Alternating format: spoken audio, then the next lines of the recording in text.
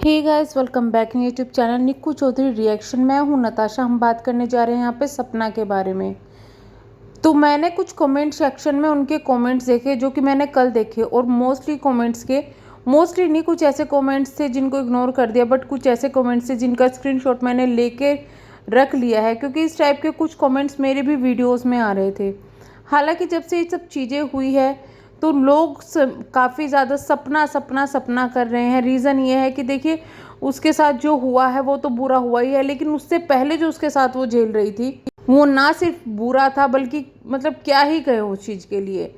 वो मैं एक ही सलाह दूंगी, अगर आप कोई भी ये वीडियो देख रहे हैं और आपकी एज कितनी भी है, अगर आपके घर में बेटी है तो प्लीज़ अपनी बेटियों को समझा के रखें कि भाई, अगर तेरे साथ में कुछ होता है, तेरे ससुराल में या कहीं भी बाहर तू जॉब कर या कुछ भी, तेरे साथ कुछ भी घटना घटती है तो हमसे शेयर करो, और अपनी बेटियों को सपोर्ट करो उस चीज़ के लिए, अपने बच्चों को सपोर्ट करो उस चीज़ के लिए, ना कि उनको ब्लेम करो या फिर उनको कोई कि थोड़ा सा सह ले।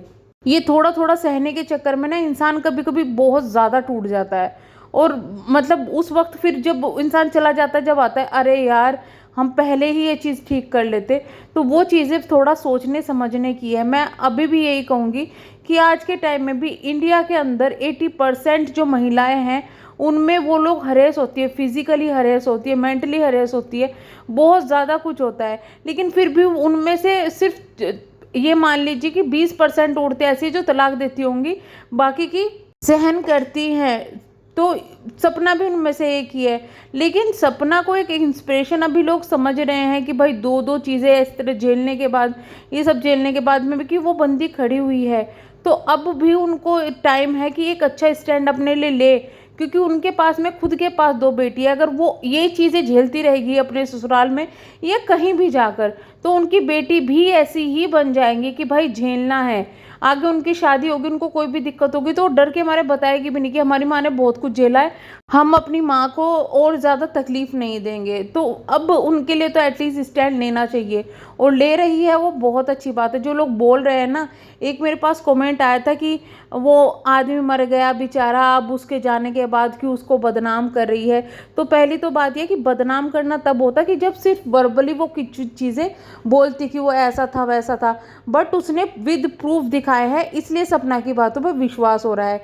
दूसरा इंसान तो चला गया, लेकिन उस इंसान की वजह से जो लोग उसकी लाइफ में जुड़े थे, जैसे उसके सास ससुर हैं या कोई भी है, उसके सास ससुर के रिश्तेदार हैं, वो लोग अभी भी उसके साथ में हैं और उसके साथ टॉर्चर हो रहा है। इस वजह से उसको बोलना पड़ेगा। अब वो यहाँ पर सास ससुर को ना, मतलब पति की ना बोल के सिर्फ सास ससुर की करती या कुछ करती, तो वो चीज़ें भी लोग कहते अरे देखो सास ससुर की बुराई करी है। तो उसके लिए बेटर यही था कि वो सब चीज़ें खोले, इस वजह से ये चीज़ें सामने आ रही है। अगर वो पहले ही अपने पति के जाने के बाद में उस घर से चली जाती तो फिर भी एक चीज़ थी कि चला, वो तो चला गया, मैंने घर छोड़ दिया, मैं क्यों बोलूँ। लेकिन अभी भी वो उस घर में रह रही है, उनके साथ में रह रही है, तो इस वजह से उसको बोलना पड़ रहा है।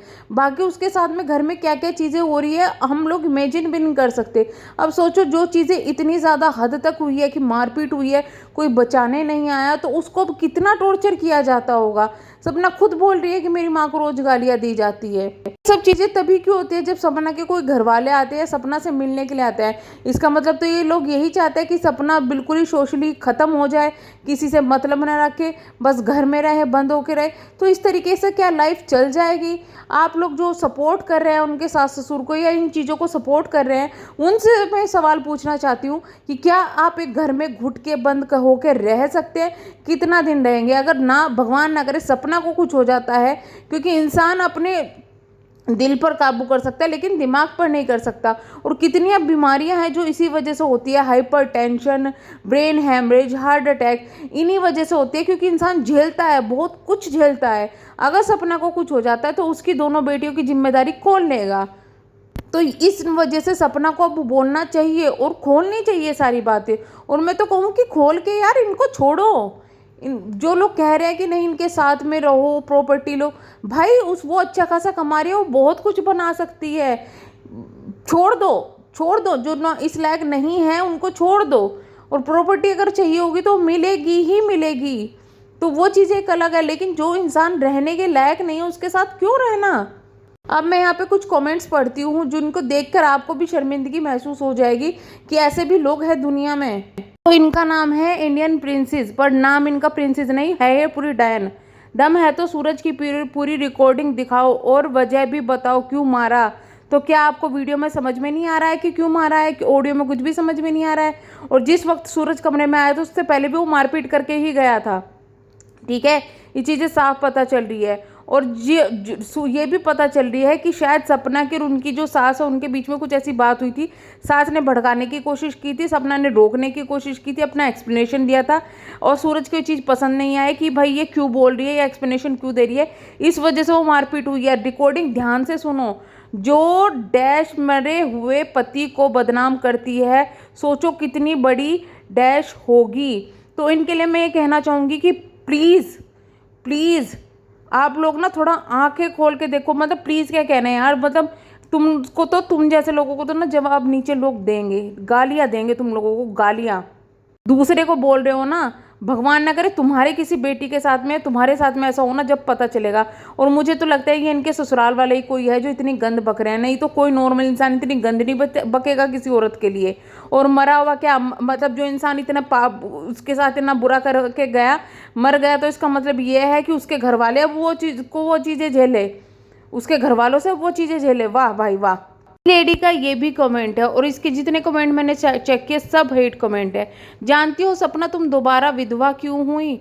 क्योंकि तुमने सूरज के हत्यारन हो, इन मैडम ने जाके देखा था, ये मैडम के पास प्रूफ है। जो ये है ना, तुमने उसका ऑक्सीजन निकाला था। Oh my God, corona time में ना लोगों की डेथ इसी तरीके से हुई है, ठीक है। इसी वजह से कहीं हॉस्पिटल के भी ये नाम लगे कि भाई इन्होंने तो ऑक्सीजन हटा दिया था।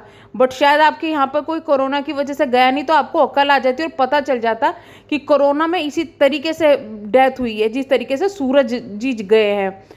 और आज मोटिव भी पता चल गया, केवल तुम्हें ही एक्सेस था सूरज तक पहुँचने का, नहीं डॉक्टर और जो नर्स थी वो सब पागल थी, है ना। सिर्फ ऑक्सीजन के सहारे अगर किसी इंसान के अंदर का सब कुछ खत्म हो चुका हो, सिर्फ ऑक्सीजन के सहारे वो जी लेगा। अरे थोड़ा सा साइंस पढ़ लो, थोड़ा सा दिमाग लगा लो बेवकूफ़ों। किसी को शक भी नहीं हुआ कोविड में, लेकिन भगवान ने तुम्हारी साजिश देख ली और राजीव को छीन लिया।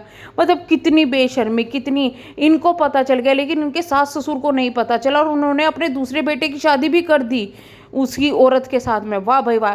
सवाल सबको ये कर रहा है कि सपना जब इतनी दुखी थी कि तो उसकी बेटे की शादी क्यों, मतलब दूसरे से शादी क्यों की? मैं सवाल ये पूछती हूँ, अगर सपना ने अपने पति को मारा था, पहले पति को, तो दूसरे बेटे के साथ भी शादी क्यों की गई? क्यों एक मरे हुए व्यक्ति को बदनाम कर रही हो? वो बेचारा तो अपनी सफाई देने के लिए भी नहीं आ सकता।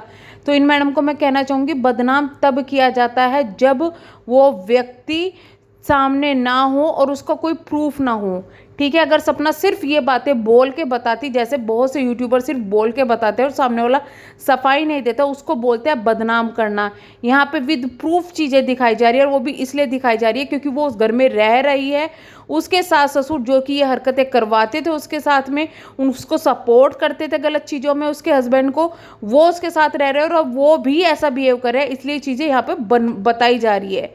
तो इस वजह से कंडीशन उसकी ना बहुत अलग है। मरे हुए आदमी को बदनाम करना ना, ये चीज़ें बहुत आसान है, लेकिन जो जो उसने सहन किया है ना, उसको तो जिंदा रहते हुए ही नहीं सहन करना चाहिए था। उसकी ही गलती थी कि उसने जिंदा रहते हुए सहन किया।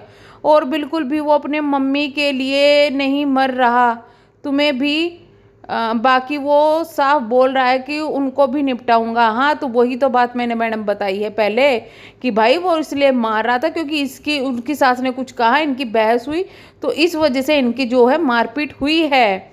और वो ये भी साफ बोल रहा है कि मैं पहले तेरे से कितने प्यार से बात करने आया था, राइट, प्यार से बात करने आए थे स्टार्टिंग में जब ये ऑडियो शुरू हुई थी। लेकिन उससे पहले सपना क्यों रो रही थी वो भी पता चलना चाहिए ना, कि पहले भी मारपीट करके गया था, इस वजह से वो रो रही थी। मतलब मारपीट करो, फिर बाद में वो अगर बंदी रो रही है तो उसको आके संभालने की कोशिश करो, अगर वो चुप ना हो तो फिर मारपीट कर दो। वाह भाई वाह।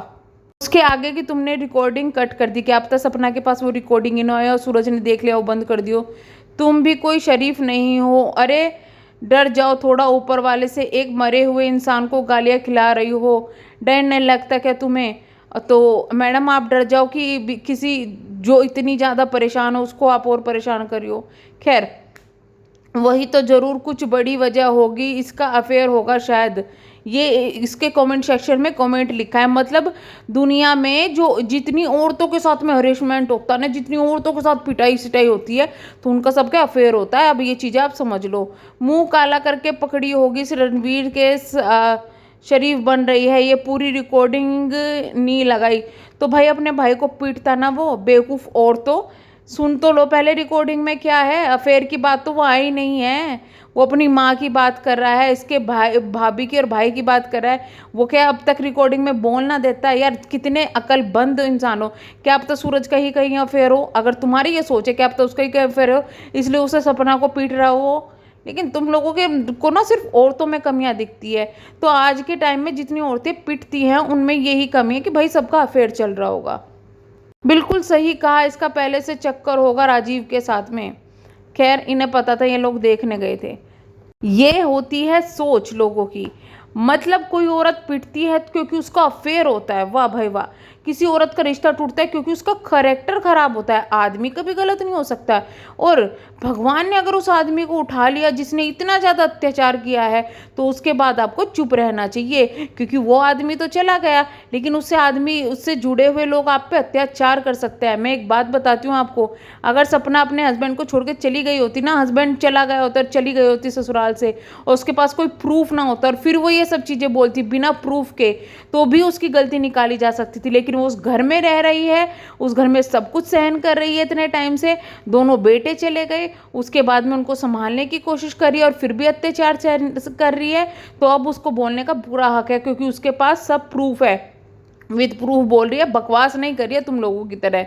तो चलिए हम करते हैं वीडियो को एंड, मिलेंगे हम नेक्स्ट वीडियो में। तब तक के लिए bye bye, thank you so much.